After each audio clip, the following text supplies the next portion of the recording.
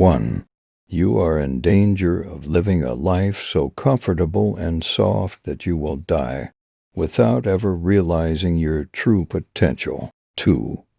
It's a lot more than mind over matter. It takes relentless self-discipline to schedule suffering into your day, every day. 3. Denial is the ultimate comfort zone. 4. The most important conversations you'll ever have are the ones you'll have with yourself. 5. Pain unlocks a secret doorway in the mind, one that leads to both peak performance and beautiful silence. 6. Don't stop when you're tired. Stop when you're done. 7.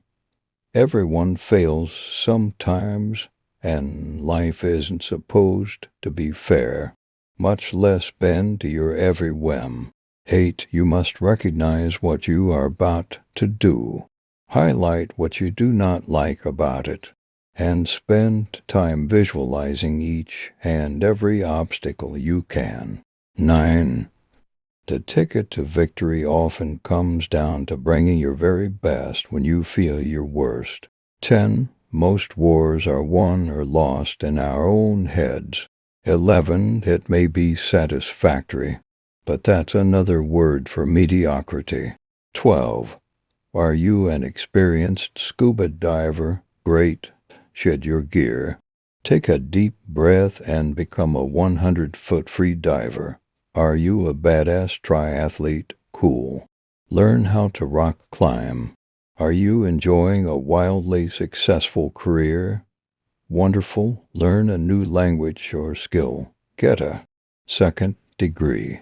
Always be willing to embrace ignorance and become the dumb fuck in the classroom again, because that is the only way to expand your body of knowledge and body of work.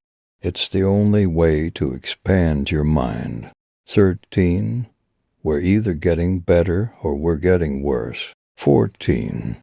Breaking the shackles and stretching beyond our own perceived limits takes hard fucking work, oftentimes physical work, and when you put yourself on the line, self-doubt and pain will greet you with a stinging combination that will buckle your knees. 15. Always be ready to adjust, recalibrate, and stay after it to become better, somehow. 16. If you want to master the mind and remove your governor, you'll have to become addicted to hard work, because passion and obsession, even talent, are only useful tools if you have the work ethic to back them up. 17. Most of us sweep our failures and evil secrets under the rug. But when we run into problems, that rug gets lifted up and our darkness re-emerges, floods our soul, and influences the decisions which determine our character. 18. My happiness is my reflection on the suffering during my journey and knowing that I never quit, nor was I guided by anybody on this earth. 19. A lot of us surround ourselves with people who speak to our desire for comfort, people who would rather treat the pain of our wounds and prevent further injury than help us callous over them and try again. We need to surround ourselves with people who will tell us what we need to hear, not what we want to hear, but at the same time not make us feel we're up against the impossible.